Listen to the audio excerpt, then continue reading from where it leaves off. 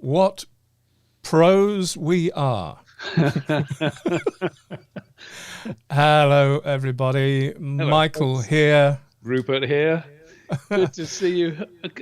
And do you know what? This is a new thing. We figured out a little bit late in the day, but figured out that I can actually see the chats. If I don't put the videos up and stuff, I can see the chats, which means now I'm just going to be just as distracted as Michael. That's right, and he has absolutely no excuse.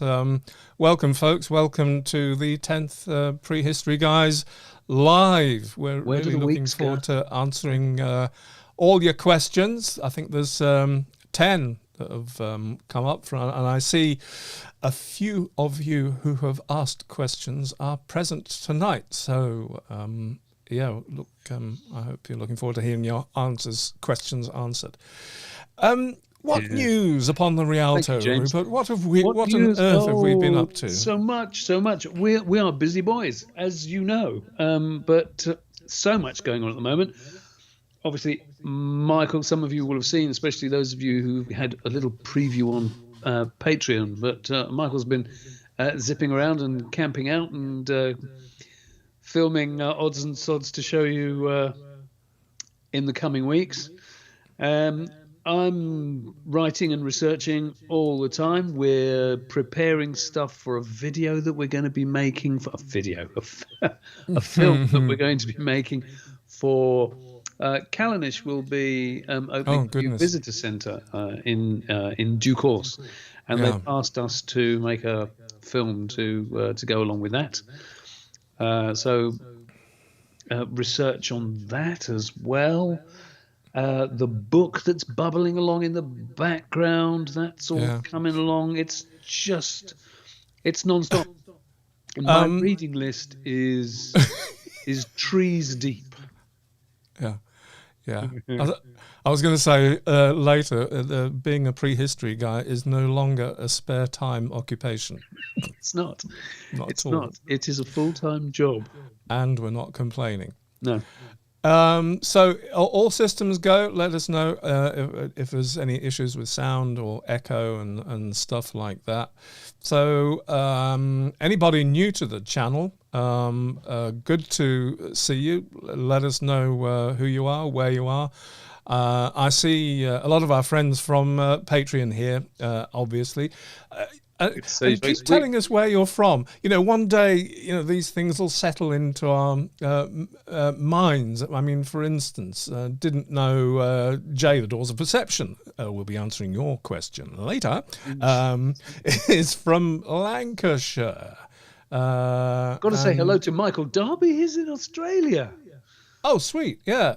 Didn't know Rhys. I didn't know you were in Hebden Bridge. Matt E is in Darkest Kent. David Hithcote, Southwest England. That's very non-specific, David. Where are you? It's fantastic. It's lovely that you're tuning in from all over the place. Especially if if you're not going to bed in Australia. That's very impressive. So as you know, this show is about answering questions that have been posted on our community page since the last live, and as ever, I'll do my best to acknowledge any that come in now in the chat or what have you. I can't promise anything. However, there is a new way to get our attention. I'll tell you about that in a little moment. First, a shout out to Kevin Riley. Kevin, I don't think you're there. If not, you're keeping quiet. Kudos for you for becoming a Patreon supporter twice. Really? Yeah. He duplicated himself. Clever trick. That's impressive. Yeah. Respect. Kevin Riley, Thomas Laird, Brett Pearson, Teresa Brandt, Jenny Jennifer, Stephen Holt and Dawn Roberts, all new Patreon subscribers since in the last 2 weeks. Thank you, folks. So we'll get on to actually doing the questions as quickly as possible. But first of all, to say we've got, well, good news and there's bad news. it's all wrapped up in the fact that monetization is back. Yes. I won't go into the story of that. Needless to say, we think we're okay this time.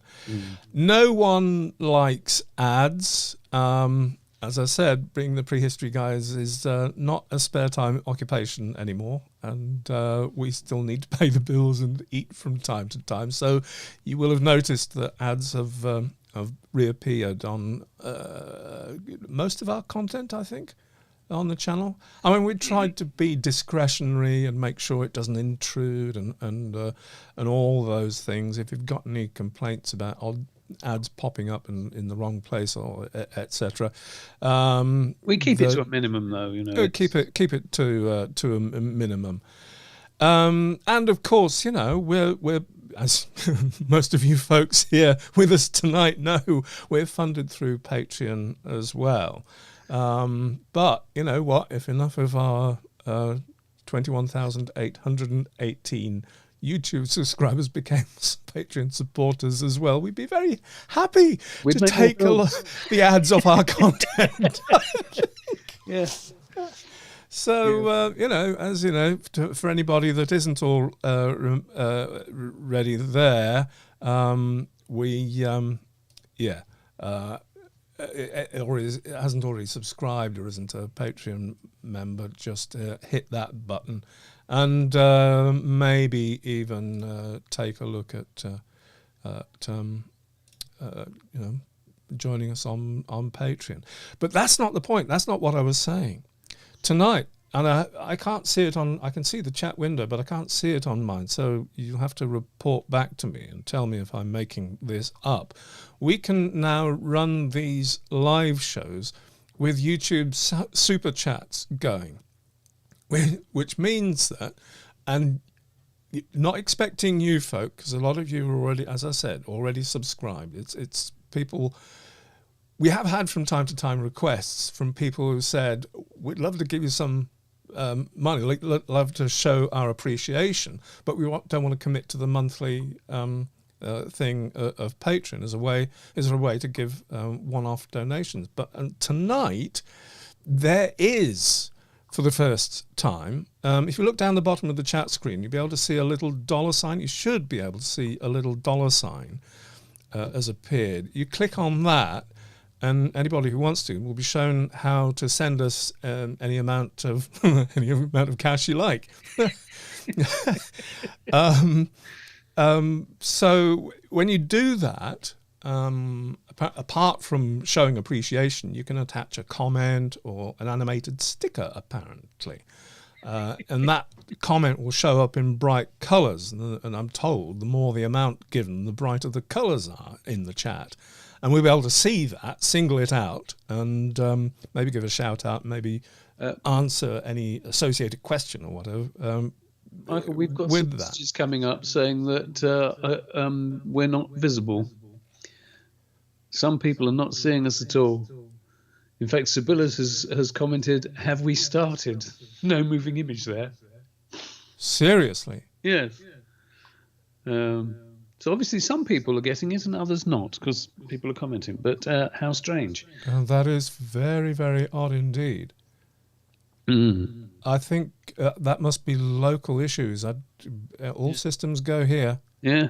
So there's got no issues at all. Yeah, there's messages coming up that people can see us. So yes, it must be localized. How very strange. Oh, well, fingers crossed they get this all sorted out. Yeah, don't worry, because this is being recorded by YouTube, and of course it's recorded locally. So even if YouTube loses it, I can re-upload it later. But the point is about the super chat. I'm sorry, I've gone on about this. It is I don't know. Think of it just as a way to support the channel if you're not already doing so, and to get our attention at the same time. Just tell me, guys, can you see a little $sign down the bottom of the chat? Yes, somebody's commented on it already, yeah. All right, cool. It is there. All right, that's enough of that. That's enough of the internal stuff, enough navel gazing. We've done what have they been up to. Yeah. So I think we better get on with some questions. We probably had. Yeah, good idea. All right. First question is from Deborah Winchell, who asks, because of recent revelations, such as the first farmers coming to Great Britain, I'd like to know if that was after the Beaker people, and where do the Celts fit now? So, actually, it is a great question, because it gives us an opportunity to actually lay out a little bit of a sequence of what we do know, and kind of make sense of the phase from Mesolithic, Neolithic, Bronze Age, and going into the Iron Age. Off you go, Rupert. Well, I think it's kind of, there's almost 10 questions in that one sentence, because it really isn't as clear cut as that at all. Farming itself kicked off, if you're going to talk about actual settled domesticated farming, is early Bronze Age, and there's evidence for wheat being brought in way earlier than that. So it depends. If you're talking about farming per se, that's not the same as talking about the Beaker people. Well, it's a question of what Deborah understands about recent revelations, such as the first farmers coming to Britain. The first farmers that came to Britain were in the, that marks the break from the Mesolithic to the Neolithic, kind of officially. And the farming Neolithic folk, so we're talking round about 4000 BC, 3800 BC. That is the first influx of farmers replacing the hunter-gatherers. And then, Britain's got its own Neolithic, which is out of phase with the Neolithic on the continent and elsewhere, until round about the time that Stonehenge got finished building. And then what happened, Rupert? Well, Beaker people come and spoilt everything. Yes.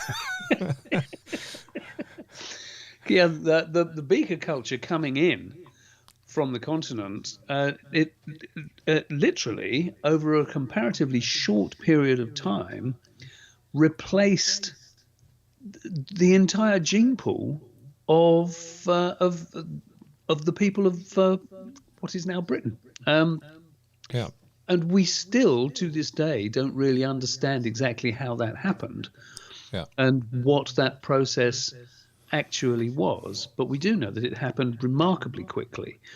Now, there's the best, in our view, I think I can speak for both of us here and for a lot of people, that the best idea for what happened really was that these were the people who actually brought bronze into the country. Suddenly it was such a vast cultural shift to go from a Stone Age society into a smelting and metalworking society, where so many different things become possible when you're working in metals. Complete cultural shift. And you can see in so many different areas why that would make so many different aspects of culture and social. Sorry, Rupert, can I just stop? Has that cured the echo, guys? Carry on. I need to be speaking, don't I? Otherwise they won't know. Yeah. Yeah. Okay. I wonder what. Okay. Well, I see the comments are so distracting. How do you do it, Michael? You're a pro. Yes, Beaker people. Excuse me. It's a complete change. Do you remember offhand, roughly, Michael, what the transition period was? That they think that the transition actually took place. I don't remember off the top of my head how short that was. About 200 years. About 200 years. You're talking about the genetic replacement, yes. the population replacement after 2005. So you're talking but a few generations, really, that people completely changed. And it's pretty evident from the archaeological record that it wasn't an invasive force. There's no evidence for aggression. There are some theories that maybe it was bringing diseases in, but there's no evidence to support that either. It's just write your own script, really. In terms of, you mentioned the Celts, again, very different. Because the Beaker people are significantly before the Celts. Yeah. And the Celts as a whole were actually I think the distinction is, so we get clear in our head, that the Neolithic was a population replacement, sort of, genetically, that we know this. The Beaker influx was a population replacement. We know that from the genetics. Celts, much later on, is a cultural thing. Yes. It's not a genetic replacement. It's not a population replacement. It's an incursion of habits, cultural modes from the continent eventually. That is my take on it. I mean, I think it's going to turn out to be much more complicated than that, but in broad terms,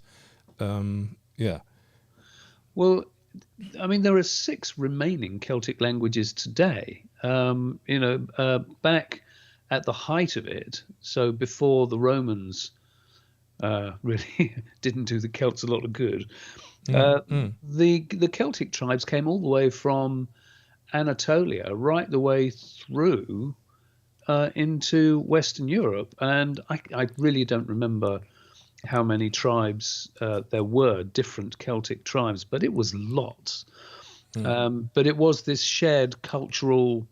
And there are so many ways of looking at the Celtic package. You can talk about Celtic in terms of language. You can talk about it in terms of material culture, and of course you can talk about it in terms of tribes. If you're going back to Aten and the origins in the continent, but it's an extremely complicated, it's not as clear cut by any means as it seems from the genetic takeovers of the other 3 phases. I think to a certain, it'd be easy because what happens is when we get into stuff that gets complicated, we tend to ramble on a bit. And I think we've answered the question very broadly, and we should actually move on. I hope, Deborah, if you're there, that the answer is helpful, if not totally satisfying. Yes. If not, feel free to complain. Yes. Not here, though. Okay. Jim Cook's question. Thank you, Jim. Do you think we will ever be able to use underwater drones to get a better picture of Neolithic architectural finds in Doggerland? Oh, by the way, I've donned the headphones to completely kill that echo that you were experiencing. I'm hoping... Sue Butler says, the stream isn't there on YouTube, which may be why you have 22 viewers. Which is a little bit concerning. Oh dear. Bear with us, folks. I know we're amongst friends here. You won't mind if I just slightly digress to have a look. Well, while you do that, I'll carry on talking then. Hold on. That was a nice question. It made me smile, actually, because it's almost not a prehistoric question. Yeah. Will we ever be able to use drones? Hell yes. There's already underwater drones, available, and I think they're going to be used more and more. No, I've just sorry to interrupt, Rupert. I've just checked, and it's fine. It is streaming. I don't understand the problems that people are having. I think these must be local network problems. Wow. Okay. It is streaming to YouTube. Fine. How strange. Yeah. All right. Sorry about that interjection. Carry on, Rupert. No, that's what I was just saying about underwater drones. So, but what made me smile about your question was that, yes, I do think that we'll be able to use drones for marine archaeology, but not to find anything architectural on Doggerland, because it's well, and certainly not Neolithic, because it was well inundated by the end of the Mesolithic anyway. So whatever remains would be there would certainly be not wouldn't be Neolithic. No, and the occupants of Doggerland were not dragging stones around and erecting them. It is conceivable that, when you think of some of the things that have been dragged up by trawlers from Doggerland, that whether it's mammoth skulls or I can't even think, but they have found evidence of there's certainly peat down there, and all the evidence of woodland and what have you. So I think it is possible that they could find evidence of I hesitate to say settlements, but certainly places where people have sheltered. Yeah. Where the odd timber house or what have you, maybe that's been preserved under the peat. You have to think how quickly peat accumulates under the right conditions. In fact, researching the thing that we're doing for Callanish, I'd completely forgotten that it was as recent as 1857 that they actually cut away 5 feet, so nearly 2 meters of peat that were halfway up the stones. A lot of those stones were not even visible. It was only when they cut all the peat away that they found that there was a burial in the middle. So there might be a lot of stuff to be found on the seabed on Doggerland. Well, if what Vince Gaffney was saying to us is anything to go by, the optimism is for the ability to at least locate where people were living. Yeah.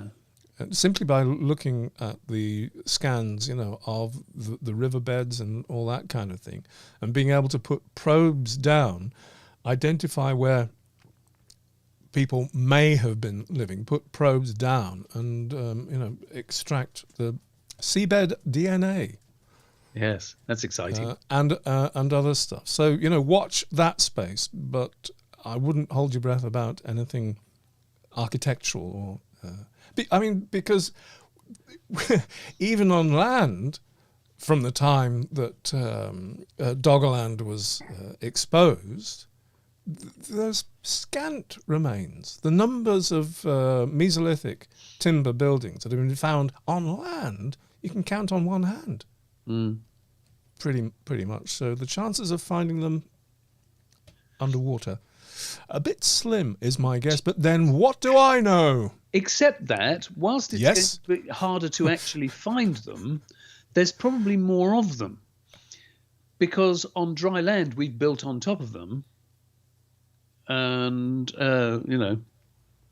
Star Car being the one that we were only talking about recently. But Doggerland, well, it's been inundated for so long that if they're there, they're still there to be found. Yeah, I don't know if I'm going to sack this lot in the chat. And they're talking about history. Yeah. You're on the wrong show. Onward, ever onward. Yes, just in case you've joined us recently, our numbers are down, so I don't know what quite went wrong there. Have I under-advertised this show or what have you? No, I'll carry on. I was going to say something else, but I'll carry on. And Jennifer, are you there? Hello, Jenny. Asks, where would burials be of the people of the communities that surrounded megaliths, etc.? I understand that skeletons would not necessarily survive, but grave goods, etc., possibly could. Well, it's a huge talking point, isn't it, Rupert, we rather like get our teeth into. Yes, we rather like this whole subject, actually. Actually, hi, Mary. Sorry, I'm just going to say hi, Mary. Hello, Mary. Who else joined recently that I omitted to acknowledge the presence of? Sue Butler and Liz Dale. Lizzie Dale is Hello, Lizzie. as well, in the room. Yes. What was I saying? Bones. Yes, bones. You see, the thing is, bones actually do survive pretty well. The thing is that the burials that we are used to finding are still the burials of the elites. Yeah. And you can tell that from the sheer scant numbers of them. The big burial sites, even if it's a comparatively small dolmen, when you think of the amount of work involved in erecting a dolmen, it's not something that would be done for every, the ordinary folk. Okay, I've got to stop you, Rupert. I've just solved that problem, and it was my bad. Oh, you're bad? What was your really messed up. Oh dear. Although the folk could get to it through Patreon, and I guess that's how most people have got here, it was not visible on YouTube because it was set to unlisted. Oh. It has now gone public, and of course now the numbers will shoot up into the stratosphere. Oh dear. I'm so sorry. Well, it's a bit late in the day to start again.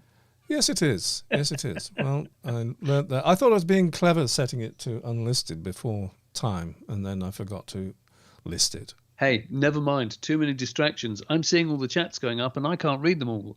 So I don't know how you do it. Yes. Thank you, David. Yes, burials and bones. You see, the thing. If you're already watching it, no, Sybil, you should be able to. You should be able to get it, but try refresh. Nothing can't do any harm. Yeah. First part Patreon, second part public. Hey ho, let's see. Yes, the numbers have already gone up by 1 since we went public.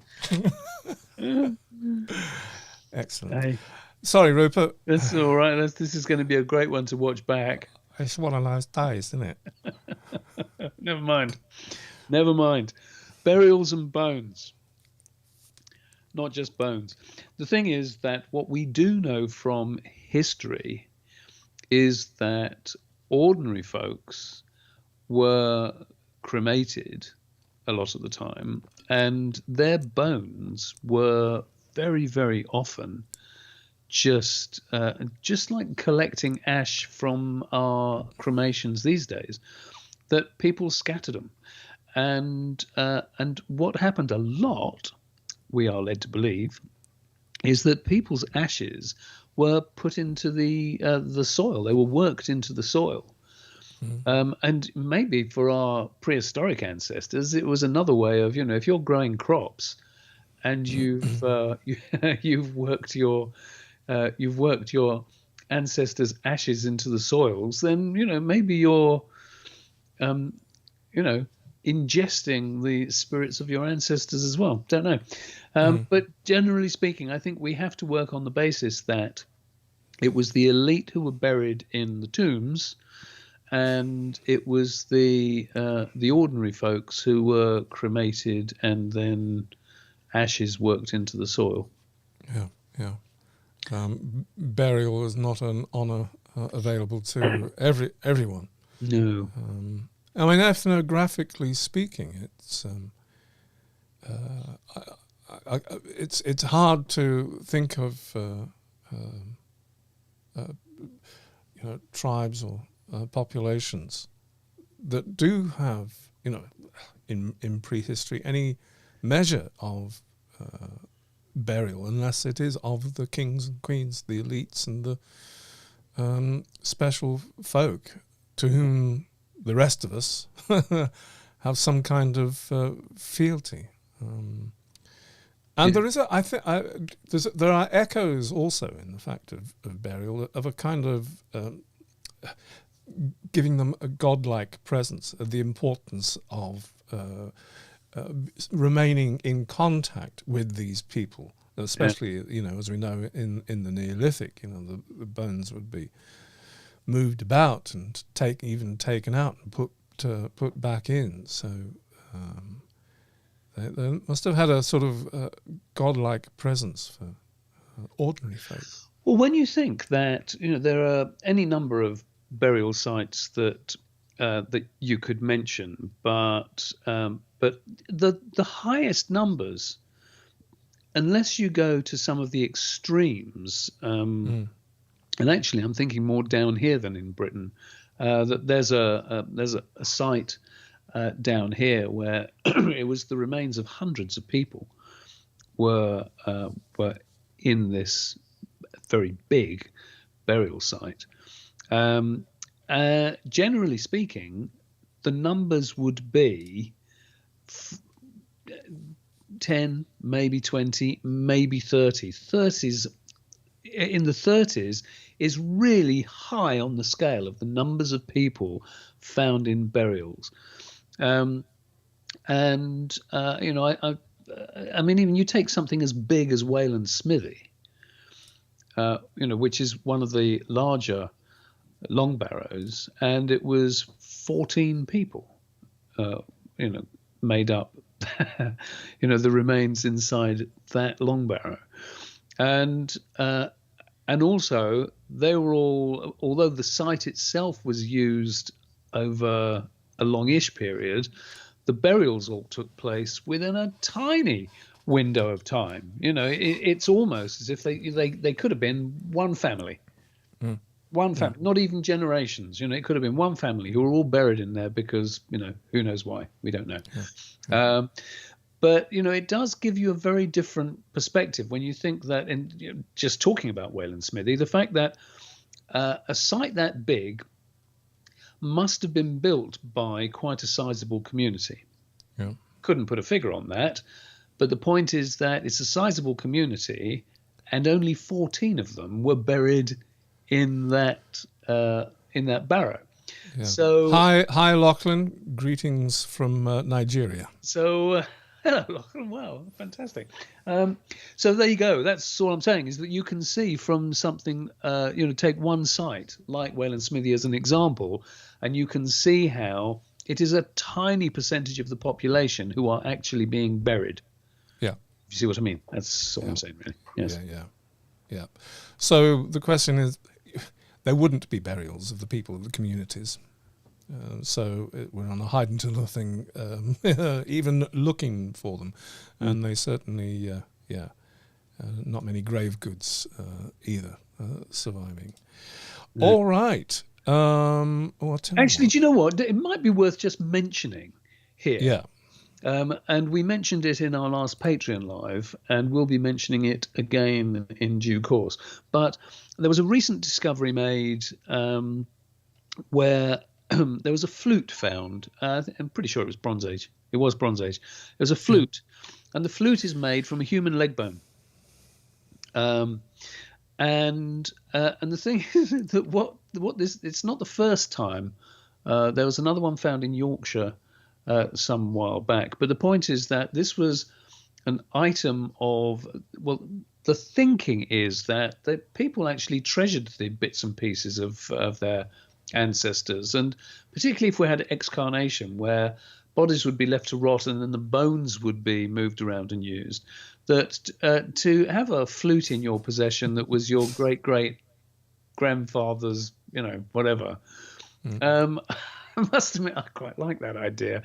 But that's a very recent find, so it does, again, it makes you wonder just, how did they treat the general dead, James Thomas says, apropos of our question here, says, isn't there something about Orcadians not eating fish because it would be ingesting your ancestors as they were probably buried at sea? But I think but that's pervasive all through. It's not just Orcadians. There's a remarkable. I have to go back to the study. Hi, Tim.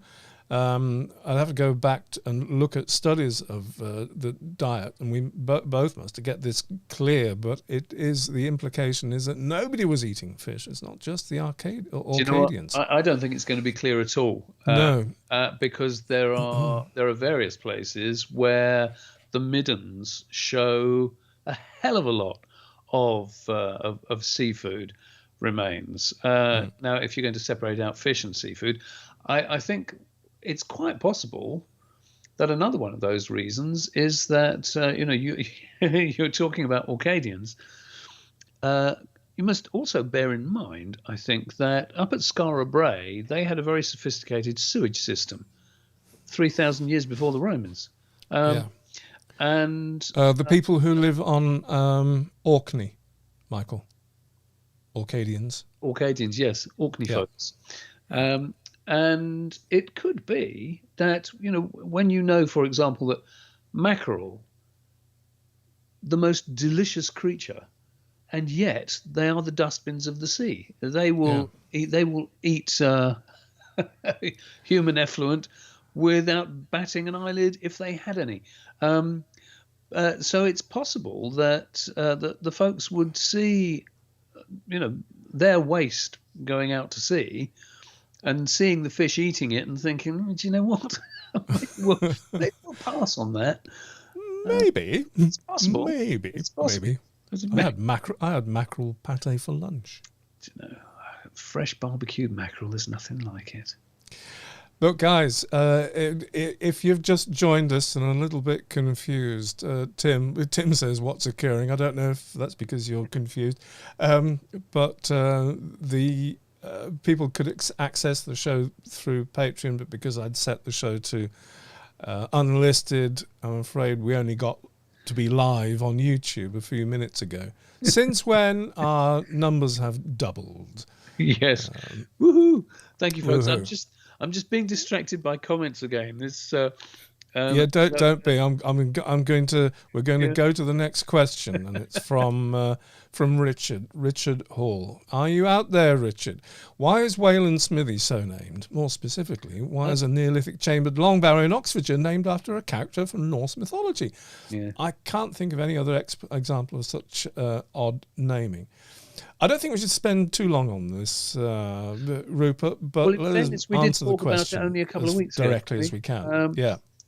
I think it might seem strange because it happens to be a Norse character, but the reality is you go to any site. Michael did a broadcast from Arthur's Stone recently. That's named after King Arthur, whilst it had nothing to do with him at all. The Rollright Stones, thought to relate to Rollricht. Wasn't he Danish or something as well? Danish. Yeah. You see, the Anglo-Saxon myth, draws on Norse mythology, and so these stories would have been pervasive throughout the land. Beowulf is the earliest English epic poem, but it doesn't tell a tale about an Englishman. It tells a tale about Beowulf was Swedish, for goodness sakes. And it's all to do with Norse mythology. Yeah. So you can also one can only guess at why Wayland Smithy is so named, but people are keen to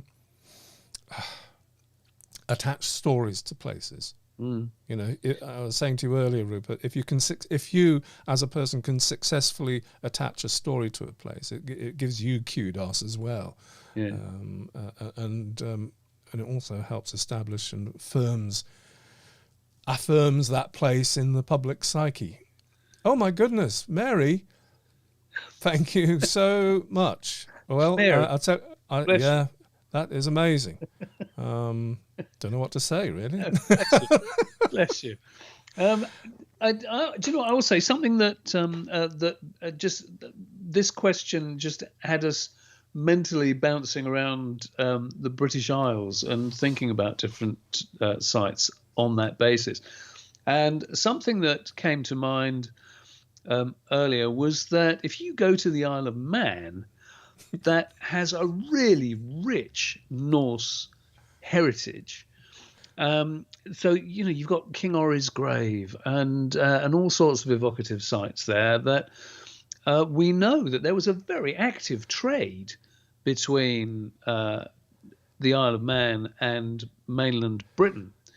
And so the fact that there would be Norse names on the Isle of Man and equally in Britain, it doesn't really come as a surprise to me. In fact, I suspect if we could go back a little further in time, that a lot of the names will have been modernized and changed, throughout history. Names have changed. There's a site. There is a place not far from where I live. In fact, it's just over the other side of the valley and into the woods, and it's called the Devil's Armchair. And it's a carved piece of a boulder, really, that it's cut like an armchair. And the thing is that people have got very much into like Mary Magdalene stuff and all sorts in this region. And they've started calling it the Temple of Isis. No, the seat of Isis, I beg your pardon. And so now there's a whole group of people who they will talk about this place, the seat of Isis, when for hundreds of years it's been the Devil's Armchair on the maps. Yeah. Undoubtedly, it will change on the maps as time moves forward, and I think that's happened throughout history. Yeah, if you see what and the basic answer to the question is, if people don't know the actual truth, they'll make up any old. They will. I was about to be scatological there a moment. Any old. To fill in the gaps. Yes, any old mackerel food. Dear. Matt, mentioning the White Horse Stone near the White Horse Stone near the Chestnuts. Yeah. That's not a bad shout, actually. Yeah. Okay, cool. Let us move on. Thank you for the question, Richard. I don't know if you're with us in the chat or anything, but I hope that... Yes, Tim, the Romans did. Jay, the Doors of Perception. Unless you've left in the last half hour, we know you're there. Jay asked, do you think the holy men, priests or shamans who presided over ceremonies at stone circles and henges evolved into or were replaced by the Druids, if they existed? Is that if the Druids existed or if the shamans and priests of an earlier time existed? Because we know the Druids existed. We do know the Druids existed, yes. In fact, we even know from Julius Caesar's writings that he had a grudging respect for the Druids, and he said how smart and learned they were. It's just all the rest of it was bad press. Hi, Jay. Glad to see Jay is still here. Yes. Hello, Jay. Do you know what? You can't really connect them directly because of the huge periods of time in between. Yeah. We know that the Druids were there because the Romans wrote about them, but that's really as far as we can take that. We don't know how long Druid culture actually existed before the Romans started writing about them. Yeah. Now, you can take an educated guess on it, but it will only be a guess. The thing is that, so you're looking at something that is 2,000 years old, and maybe they had been around for, I don't know, what do you want to say? You could say 1,000 years if you want. But the thing is that if we're talking about some of these Neolithic sites, then you're still talking about a gulf of time that is as big as, us and the times of the Bible now. So it's a hard one to really come, I suspect there have always been religious and spiritual leaders. The old Mark Twain quote that religion started when the first con man met the first fool. So, there's always been somebody who could manipulate his position in a tribal environment. That might sound dreadfully cynical. It probably is. Shall I rescue you now, Rupert? Yeah, go on then.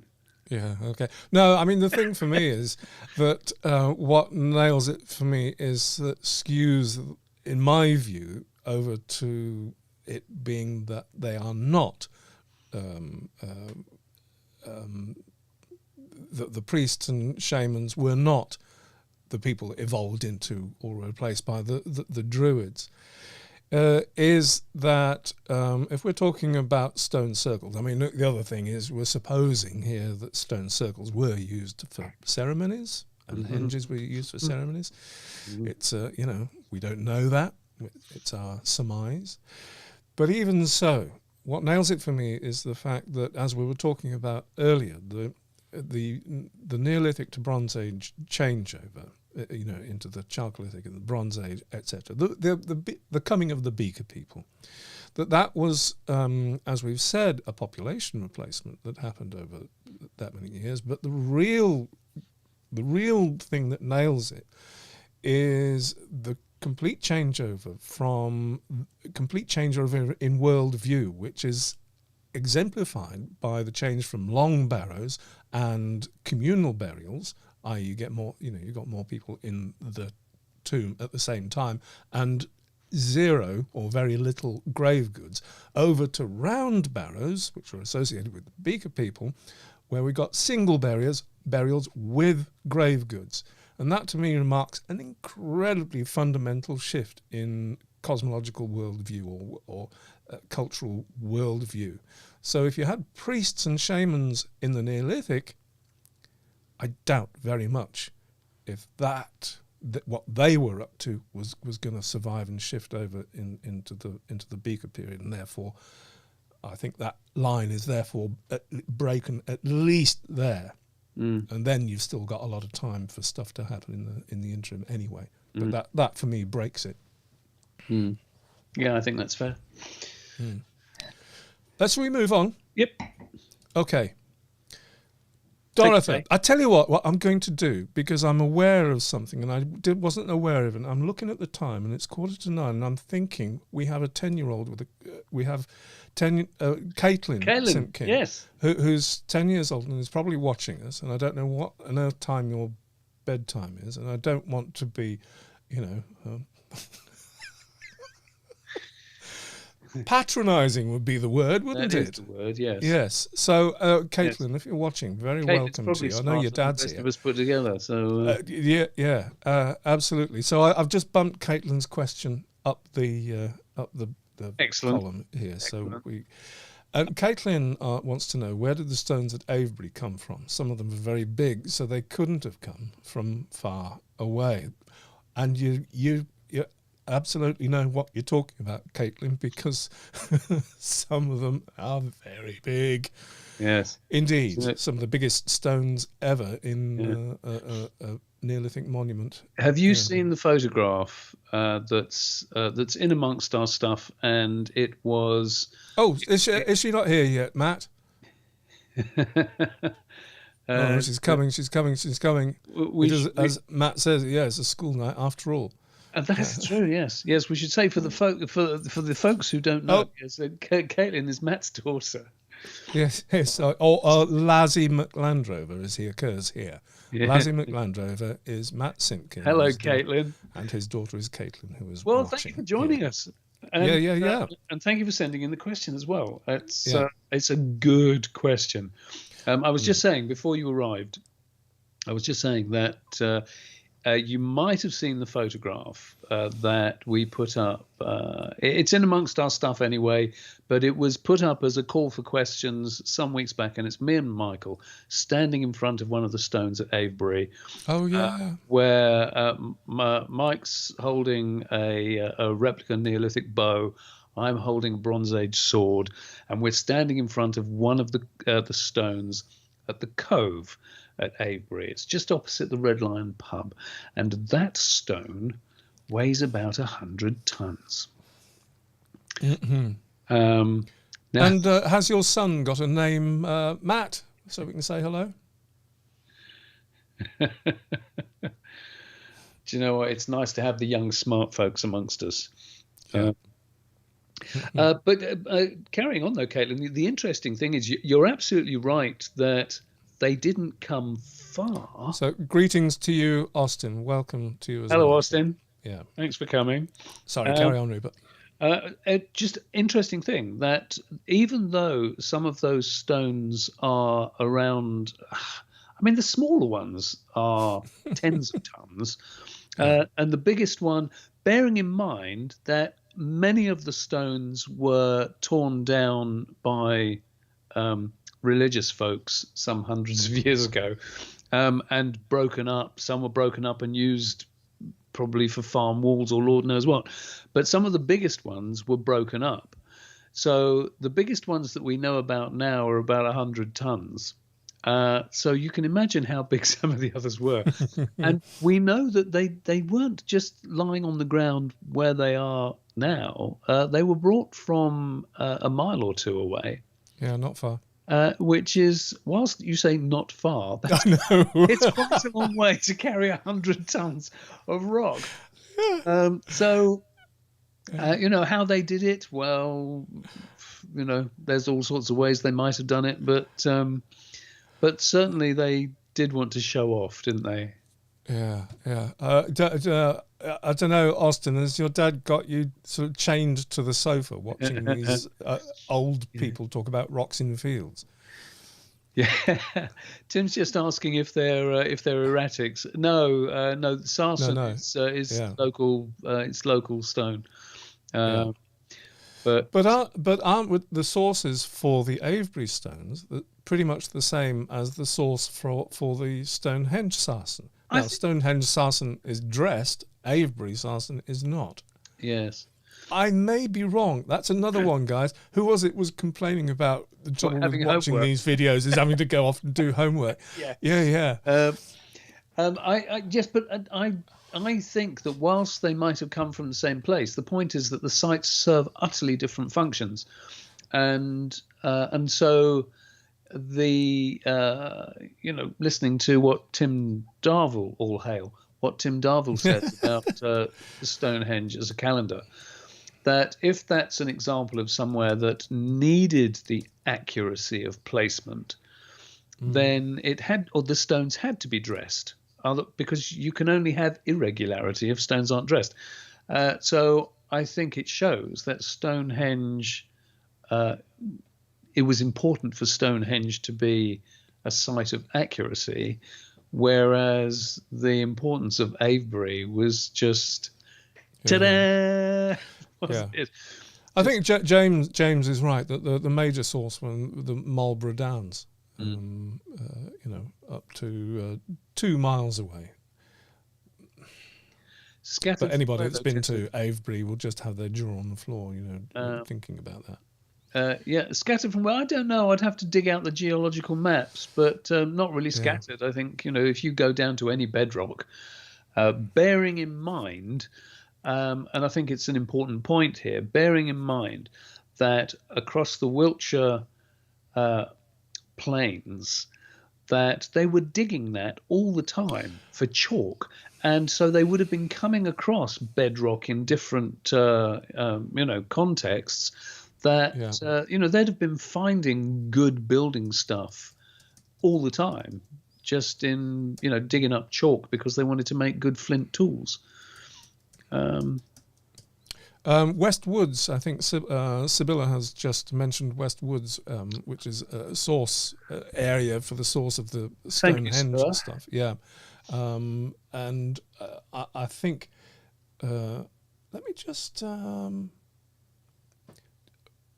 trying to remember if, that where exactly in relationship to Avebury itself. That is, I think West Woods is very close to Avebury itself. So I'm trying to. I'm not going. We're not serving Caitlyn very well, are we? Well, what? You'll have to tell us, Caitlyn. Are we letting you down? 100 tons and a mile or two is. Yeah. I'll tell you what, it impresses me. Yeah, I mean, when I stand next to the stones, Caitlyn, I don't know if you've been with your dad down to Avebury and you stood next to them, just imagining trying to move them an inch boggles the mind. And the interesting thing is, of course, not where they came from, but how. If you're going to move a stone, the thing is, if you can move a stone a foot, you can move it any distance. It's just a matter of the other quote part of the equation then is how much time you've got. Bearing in mind, of course, the blue stones at Stonehenge came from Wales, much, much, much further away. smaller stones, but there's still, if you stand next to them, you think, how am I going to move that without bruising a toe? I honestly believe that we make such a big deal of it because we just don't do that kind of thing anymore. But, those of you who have pianos in your houses, and you saw the removal men put that piano in your house, and it's like two guys who fling the piano around like it weighs the same as your shopping. And it's just an extension of that. If people know how to move something, they just know how leverage works. I'll reference Wally Wallington again. Yeah, and they've got, as Tim points out, and they've got strong oxen as well. They do, and huge timbers. Any amount of leverage. As I say, if you can move them a foot, you can move them a mile. If you move them a mile, you can move them 10 miles. Yeah. I'll say again, if those of you that don't know him, look up Wally Wallington on YouTube, because that's one man who he was an engineer, and he figured out how he could, he put up his own triathlon in his backyard. These vast blocks of concrete that he just did it to show how it could be done by one man. So if you've got a group of 50 men, 60 men, yeah, we just... Caitlyn, thank you so much for your question. It's much appreciated. Thanks, Caitlyn. And got our minds working, didn't it? Thanks. Hope you can stick around. Now, where was I? We dealt with... it's Dorothy Lewis. I don't know if you're there, Dorothy. I haven't seen you in the chat, but greetings to you if you are. Dorothy Lewis asks us, have you all been to Gavrinis? What do you think about the symbols, decorations, or messages? Rupert, you haven't? I have. I haven't. And I went to Gavrinis. I don't know which year it was, but it was a long time even before we were thinking about making Standing with Stones. I don't think I knew Rupert at the time.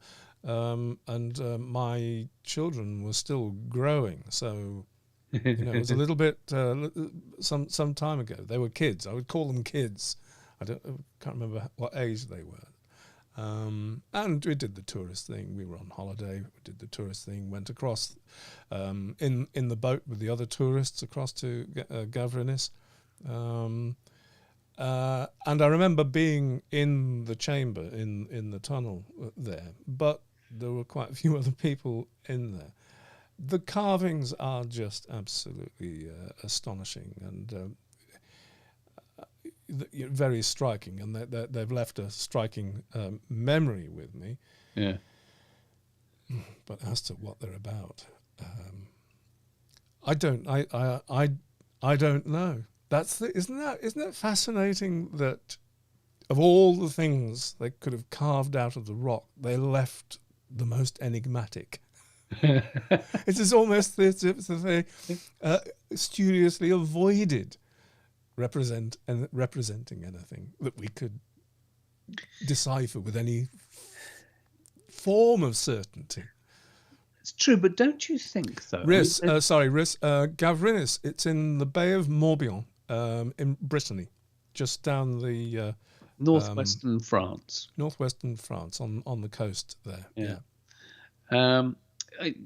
You see, I think that there's something in our psyche, and I don't mean that in a profound, mysterious way, but look at all of us, the way, if we've got a pen in our hands and a piece of paper when we're chatting to someone on the phone or whatever, the way we doodle and the shapes that we doodle, these apparently random things, and yet it's surprising how there is commonality, amongst people's doodles. And I think that if you, something that Mike and I have talked about a lot over the years, that you see in prehistoric art, you see a lot these arcs, concentric arcs. And I've always thought that even now, with our understanding of science, when we see a rainbow in the sky, we all stop and go, wow, there's a rainbow. We know what it is. We see them so often, and yet we still say, wow. So it's implausible that Neolithic man would not have wanted to represent that. So I think a lot of the arcs that we see cut on stones, they didn't work with pigments. They just showed the arcs of the rainbow. That's what I think. Yeah. But Gavrinis, yeah, I mean, it's unknowable, isn't it, really? Yes, I'm just 1 second. Bear with me. Are you trying to put some pictures up? I am. Sorry, I was away from the microphone there. Let me just try and share this, because I think we've sort of ploughed on, assuming that everybody knows about Gavrinis and what we're possibly talking about.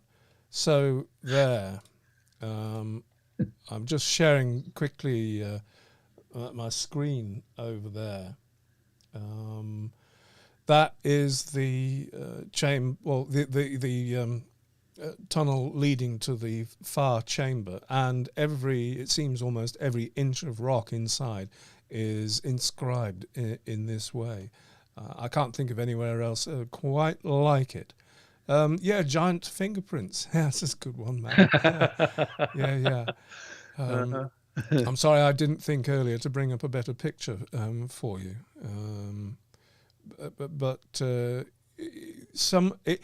The funny thing about it is it looks to me like it was all done by one person.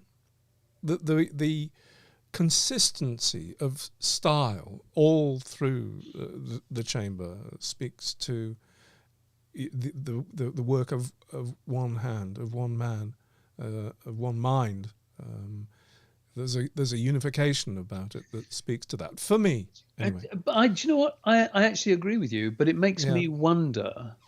And in fact, Sibylla could probably give us an idea here. Oh, sure, yeah. How long would it take if you're working in do you remember what the stone is at Gavrinis? No, I don't. I'm sorry. I don't know what it is.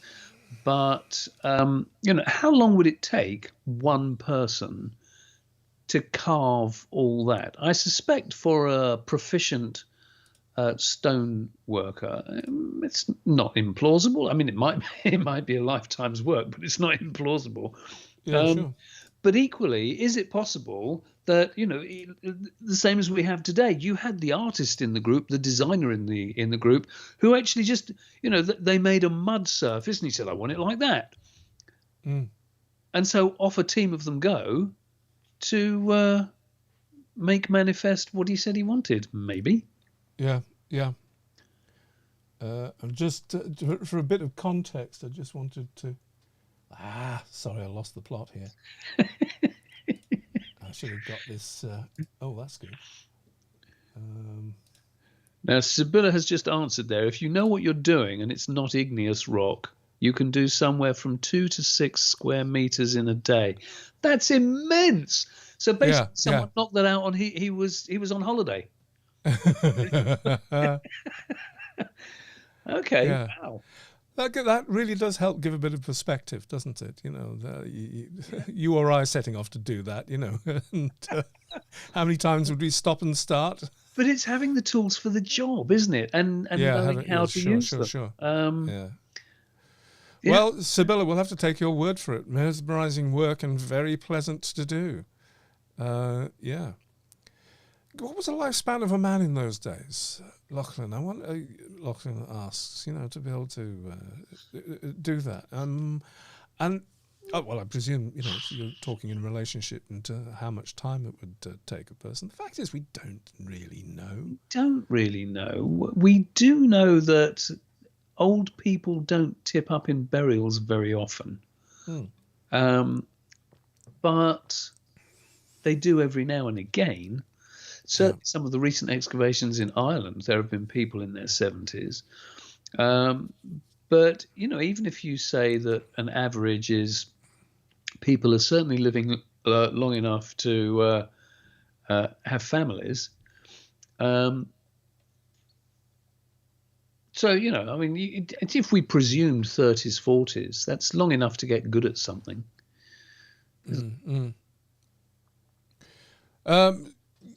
Have we answered the question, Rupert? I think so. Yeah. Symbols, decorations, or messages? They look like decorations.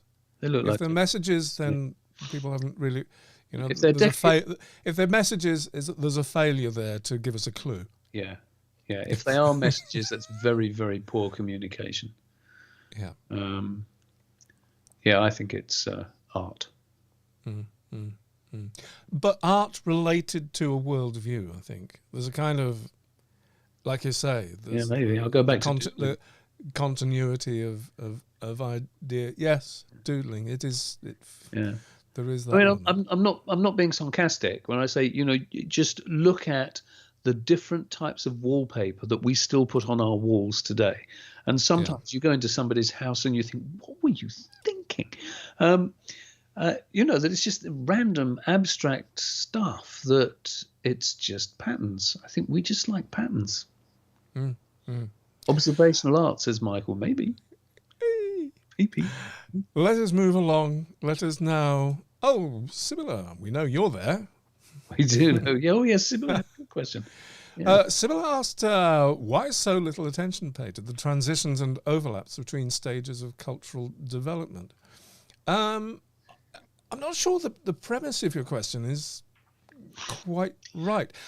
I think it probably doesn't get examined in the mainstream media, and it doesn't get examined in publicly available, printed works in books, unless you do a deep dive.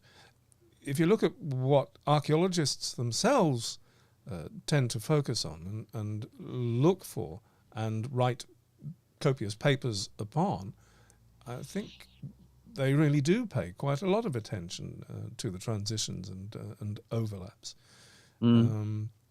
Particularly now that there is the hook of the DNA analysis, that tells us, whether we've got a population changeover or whether we've got cultural changeovers. I think a vast amount of attention is paid to the Mesolithic and Neolithic transition, certainly amongst the senior archaeologists that we know. A lot of them have made their living on paying attention to what happened.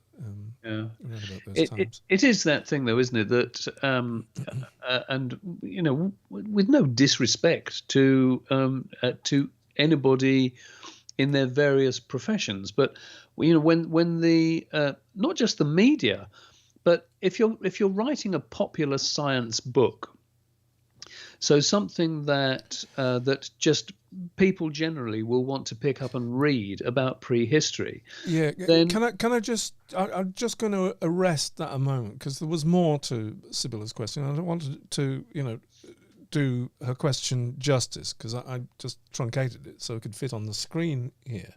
The extension of the question is she says it's misleading to think every new development popped up fully formed and erased what went before, that farmers or horsemen didn't also hunt or gather food from the wild. Absolutely. This is the brilliant point. Yeah, thank you, Sibylla. Also, how long did societies at different stages exist in parallel? So those are questions that we can't answer definitively, but those are the very areas of inquiry that people that we know of in these areas are delving into. Do you agree with what I've just said, or do you not? Do. I'm sorry, I was just grouping David's comment. Rocky. I do agree with you. The thing is that we haven't changed. We really haven't changed, and you can see stuff now that we still use garden shears. Garden shears have been around for... Where are you going now? Thousands of years. I'm just talking about whether it's a stone tool or a metal tool or what have you, that there are certain things that... In fact, we must put the link up to those of you that know Mitchell and Webb, two British comedians who used to do... it was like a running gag through their comedy show, that it would be this transition period between the Neolithic and the Bronze Age, and the guy who still wanted to keep on using his stone, and the other guy who was just really embracing the new tech. And it's that, it's like, well, it's not as if stone has suddenly stopped working. And you think that the transition period, when you could go outside and dig up a piece of flint in your own back garden, you know what I mean, and you could make yourself a tool. If you know how to work stone, you can make yourself a tool in minutes, really, if it's just a broad cutting edge you want or something, as opposed to the amount of money or some exchange goods that you would have needed to go to a specialist to get a metal tool. Clearly, stone tools would have remained in use for the whole period that metal tools were becoming available. The transition would have been long, very long. And the overlap, the interactions between people. There are, I would go to the Tale of the Axe, actually. I think on my desk at the moment. Yay, David Miles. And insofar as you think, the Tale of the Axe, that's confined to the Neolithic, not so fast. He actually starts in the Orient. He actually starts in Israel. Very way back, 12,000 years ago, and really follows the development of the farming, of farming and the extension into Britain before he even gets to, talking about axes, really. And so there's lots of talk about interaction between folk and folk even, rubbing up against each other. Yeah. And the transitions. What's the wonderful story that Alison tells? About, in Ireland, the cattle. Yes, yeah. Yes, there's a place in it's Northwest Ireland, isn't it? No, it's down south. Oh, which one am I thinking of? No, I'm talking. Yes, go on. But yes, the folks, they bringing in new culture, and they shipped some cattle over to Ireland, clearly with the intention of starting farming. But it seems that, poachers saw these fine-looking lumps of meat and thought, the local Mesolithic hunters. Yes. So they came in and hunted these new farming folks' cattle and just killed them all. You think, oh, God, the amount of effort it must have taken them to get the cattle there in the first place. On a little boat or whatever. Yeah. And then these absolute heathens just come along and go, ooh, meat. Yeah. Yes, that is the story. It is disputed, but and it is based on interesting evidence down there in the south of Ireland. But it's an instance of one of the first, incursions of Neolithic farming failing. Yes. Trying to establish itself in a little part of Ireland and failing and because there is actually there is a big gap, isn't there? And I don't remember the details, but there is a big gap between that failure between those imported cattle butchered and then the next wave of cattle coming in. It's huge, isn't it? I don't remember how long it is, but it's a massive length of time. And I think that really goes to the nub of Sibylla's question. It does, in a really. Way. In that the beauty of this is probably in the details. There are so many stories of those interactions and the gradual change between one and the other. There would be hostilities, there would be cooperations, you name it. Human beings are capable of anything. When confronted with change. Ain't that the fact? Ain't that the fact? Yeah. Hello, Dorman. Yay. So, Sibylla, are you satisfied with that? You can say no. And I know you will if you're not. But, between stages. Yeah. That's our answer. For the man. You can't have a supplementary. That's naughty. When are people identified as farmers? Not till they plant stuff in fields and not when they gather it from the wild? When do you apply the knife? Yeah. That's a good supplemental, and it's a good, and do you know what? I think that's a nice place to leave it for food for thought for everybody else. That's exactly what I was going to say. Yeah. Park that thought, Sibylla, and bring it back, and we'll do some deep thinking on that one, if that's okay with you. All right. Ty, I know you're here. Cattle in a dugout boat would definitely be wild. Ty Bashiri, the weather conditions between 3,500 and 2,500 BC, the Neolithic in other words, winter and summer, was there a big contrast between the seasons? Yeah. It's a nice question, and it is. Yes, it is in no way cut and dried. I think gaps between the seasons. I think the seasons would still have been as marked as they are today in Northern Europe. But the interesting thing is that that local climate was actually quite different. So, for example, and I'm by no means an expert on this, but we do know that Orkney, for example, so if you go up to northern Britain, that the climate was drier and warmer. But if you go down to the Iberian Peninsula, then it was lush and an awful lot more humid. It was still warm, but a lot more humid. So in terms of, what animals could you graze, for example? So,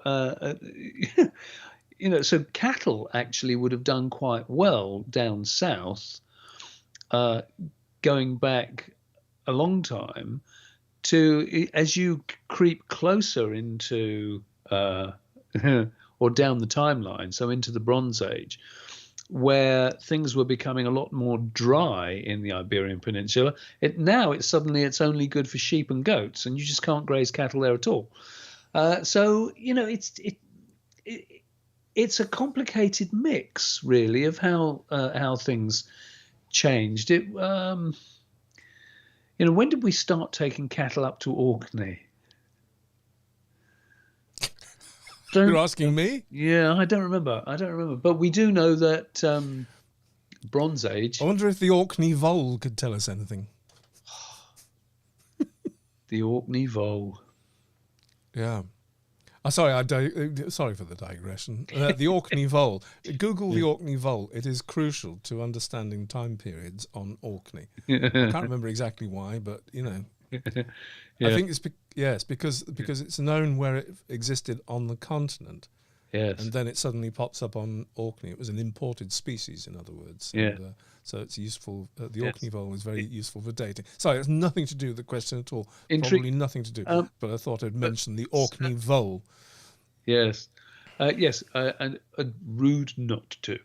I think that the clearest answer I can give is that I think the seasons would have been broadly, well, certainly summers and winters would have been as marked as they've ever been, but climate itself, drier in the north, wetter in the south. That's my answer. Yeah. I don't know. What's interesting, I'll ask this, Ty, what's behind the question? We've probably not spoken to what's exactly behind the question. What's the reason for you asking the question in the first place? What's your thought there?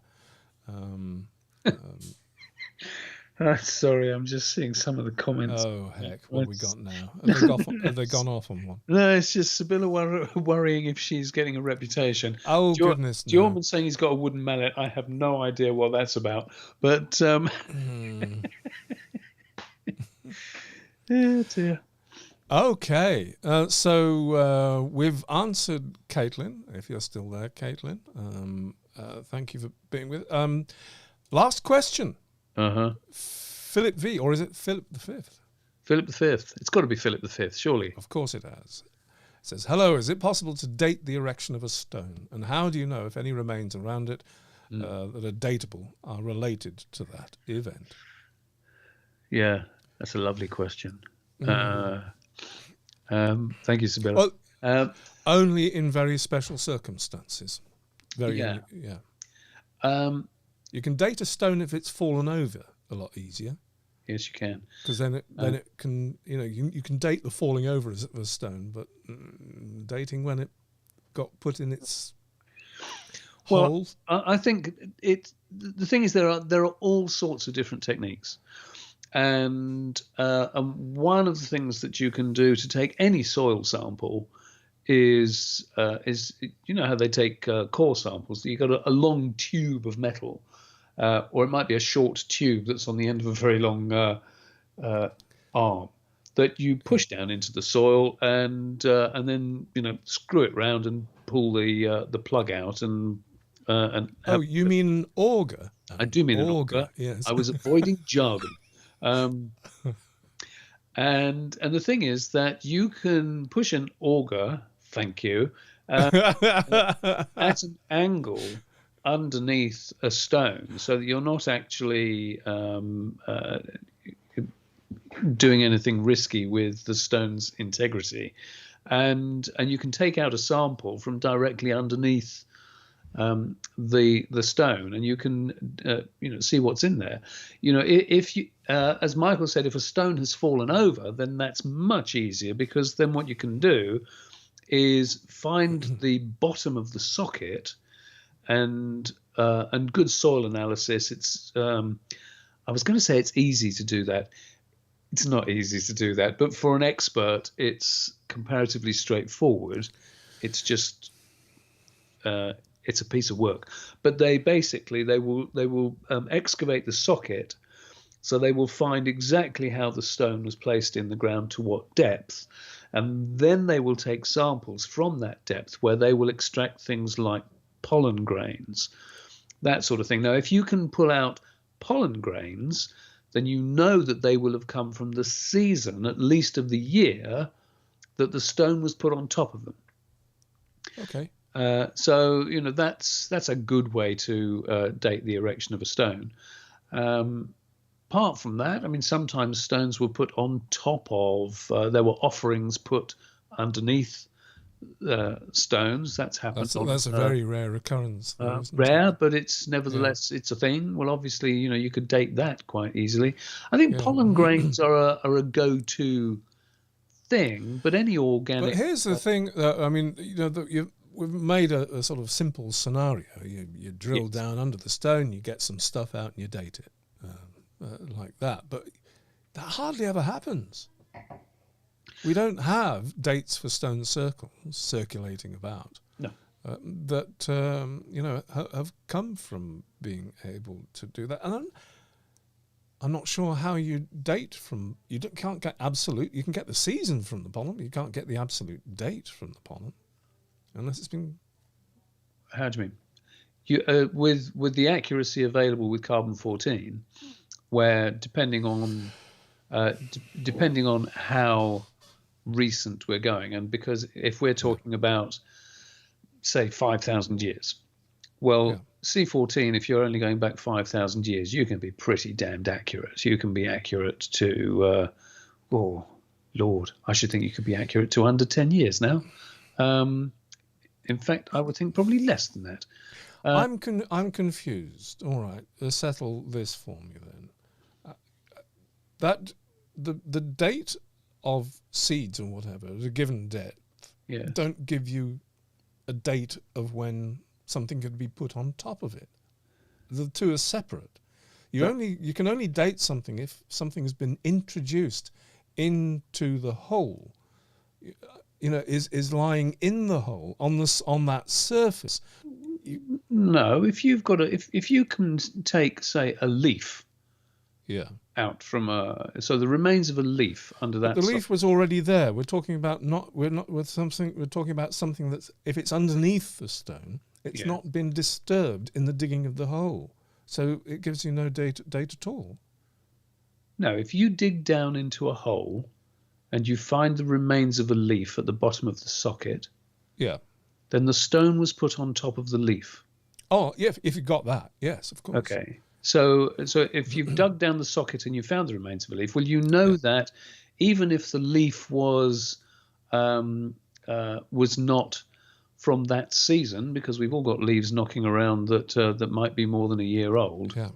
But the fact of the matter is that it's only when something is alive that it's continuing to take on C14. So from its death, so a leaf, you'll be able to measure the year that it fell off the tree. Yeah. But to expose something like that, surely you'd need to be extracting the stone in the first place. You couldn't auger to the immediate, surface that a stone's resting on. You could only. I am giving you the most fortuitous situation you can be finding, but what I'm talking about is the fact that So the question is, how would you date a stone, or the erection of a stone? So those would be the kinds of techniques that you would employ to date the erection of a stone. As Michael said, the reality is that hardly ever happens, because what tends to happen is that a site has been dated wherever. So when they did some excavations up at Brodgar, for example, so we got some dates for that. And people have looked at types of sites all over Britain and said, well, that's like that, so it's probably that old. The vast majority of sites haven't been officially dated. It's a huge subject that is based upon a lot of surrounding evidence, because I really don't want to give the impression that archaeologists are involved in a whole load of nonsense, because that's just not right. So, for example, I'll give you a good example here. The Rollright Stones in Oxfordshire. We've done a film on this. Now, the Rollright Stones themselves have not been dated. There is a presumption on the dating because they're similar to certain other stone circles. Fair enough. The thing is that around the Rollright Stones, there is quite a complex settlement that they have been able to excavate all sorts of stuff and date them. So, so the dating of the Rollright Stones has come from peripheral evidence rather than direct evidence, if that answers the question. I hope it answers the question. The thing is that I think I'm surprised still, and I think a lot of people are surprised by the fact that not many stone circles get excavated at all. The gold for archaeologists is in material remains. Yeah. And there's so little, archaeologists have learned that there's so little return on investment to investigating a stone circle, because when you're going to do a dig, you have to make a case for doing the dig, because the dig costs money, and you have to establish as an a priori thing. You have to apply to do a dig, in order to get the funds, or to get the support to do it. So you've got to create a document or something that says, I'm going to dig here because I'm going to find this and this and this out, which will support the idea that this and this. It's a thing. You can't just go and dig on a whim as an archaeologist. It has to be a good reason.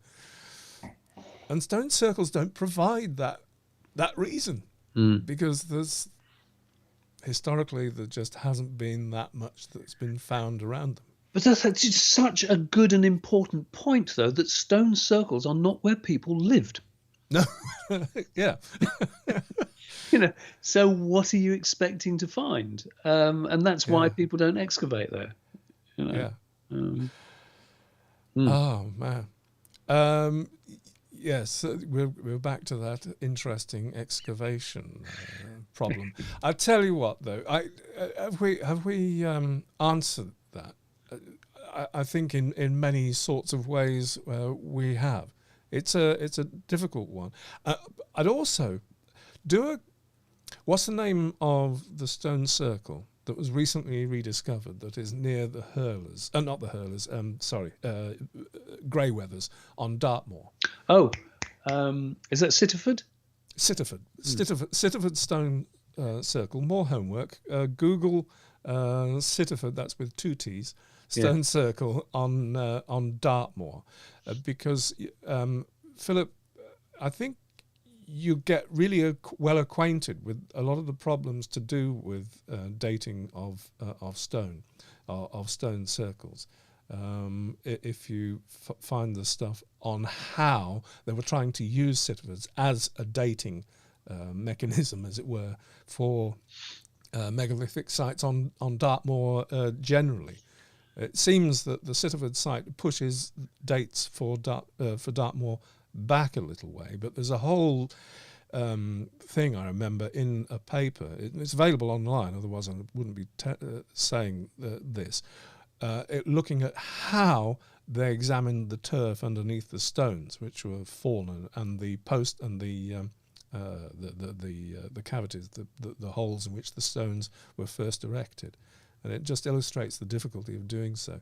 So I can't find a link, right now. But if you Google Sitterford Stone Circle, you should be able to find something. Sorry, I went on a bit there. No, it's all right. But it's true. Sites like the Merry Maidens in Cornwall, and that was excavated. Well, I say excavated. It was more that it was being restored, and they found that one of the stones was actually.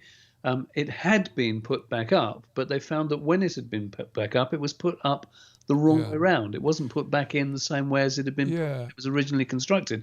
So, hey, Otto, are you subscribed to the channel? That's an interesting question. Why does YouTube not notify for these? Are you subscribed or a few people commented at the top of the show that they hadn't received notifications for today. Do you know, well, you see, I think, Otto, it was my mistake at the top, because when we went live, it was still unlisted. And I think probably people who are subscribed probably didn't get any notifications, or probably nobody got any notifications until it was too late. So, okay, well, that explains it, Otto. Yes, I'm so sorry about that. That's a lesson learned for the Prehistory guys. I have to say, thank you, Anne-Marie. I'm just looking at a couple of comments going up. Yes, it is fascinating. The thing is that we expect so much of archaeologists, and that's basically because we don't really appreciate quite how much money is involved, yes, and B, how much time is involved, and C, angry farmers. Yeah. That's true. Hey ho. Shall I? I'm going. That's it. I think we've done that. Thank you ever so much, folks. I'm going to do a little bit of advertising here for whenever our next show is. Yes. The next Prehistory go, and there's going to be an item in it. I'm just going to run a little video that I recorded 2 days ago on an outing up north. Do that thing. I will, and the full thing of this will be in the next Prehistory show, which will be coming your way before the end of the month. I can say no more, but I shall run this. Enjoy this. Right, I'm standing in the middle of a road in North Yorkshire. Nobody about. Edinburgh's 180 miles that way. London is 220 miles that way. Coast is 70 miles that way. Coast is 70 miles that way. But where I'm standing, right behind me, is a great henge. It is 270 yards across. 500 yards beyond that is another great henge hidden in a forest, you can probably see. And 500 yards that way is another great henge. Where is everybody? What is it about this place? It's extraordinary. Here we are, more than halfway up the country, one of the most significant monuments in the land, and here I am, all alone. More to report, and we will be reporting from Thornborough Henge, if I can speak properly, or I will be, in the next Prehistory Guys show, in the next Prehistory show. This place is underreported. In case I forgot to mention the name, it is Thornborough Henges. Amazing. I hope you think so anyway. Speak to you soon. Bye-bye. That's it. A little promotion for upcoming show. All right, guys. Wow. 1 minute, 1 hour, 35 minutes. And is it 1 hour 35? Counting. Bye-bye, Locke. He's gone. So my apologies again for the not publishing this properly at the beginning. I'll promise to do better next time. I hope you enjoyed that. Rupert, did you enjoy that? I did. Yay. I did. Well, we're plowing through these questions, and as ever, if you want to get your questions answered, post them in the placeholder. We'll post in the Prehistory Guys community page in the next few days. Yes, there will be a new one going up very shortly. Very good. Yeah. No, as always, just really appreciate you being there. Yeah. And all your support. Yeah. Cheers, folks, until the next time. And it's a couple of weeks yet away, isn't it, that we do Patreon Live, and it'll be a couple of weeks next. I expect they'll happen in the same week again, won't they? Yes, probably. Yeah, Patreon Live and the next YouTube Live.